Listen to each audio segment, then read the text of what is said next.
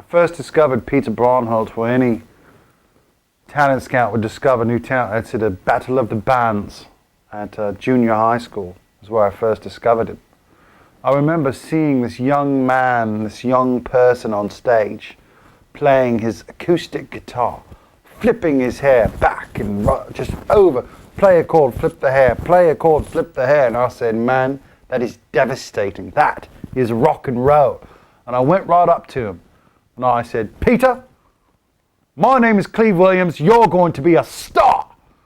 And he looked at me and said, who are you? Peter Breinholt was a young, ambitious musical talent growing up in Southside Salt Lake City when he was discovered by famed talent agent Cleve Williams. The first thing we set out to do, they were an acoustic band. We took all of the acoustic guitars and I smashed them in a parking lot, threw them in a dumpster. You know, when Cleve took our guitars and he smashed them in the parking lot,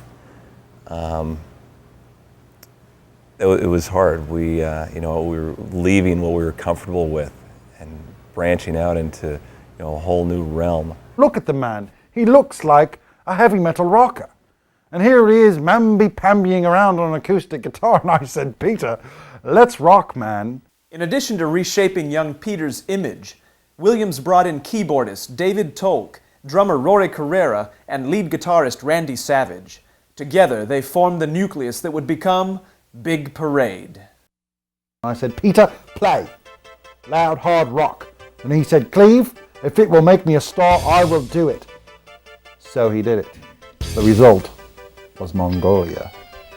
Mongolia exploded onto the music scene, selling 3 million copies in the first 6 weeks of its release, and shooting straight to #2, where it stayed locked behind Michael Jackson's Thriller for 12 straight weeks. The Mongolia tour was a spectacle, showcasing Big Parade's high-energy antics on and off stage. Those were crazy times. That was when backstage you needed a scuba fins and a snorkel, because it was harrowing. It was frightening. The album was just selling millions everywhere. One day we're a couple of folkies singing on the corner, and the next, thousands of screaming fans. We had gone from basically being this obscure, nothing band to being the largest act in the world.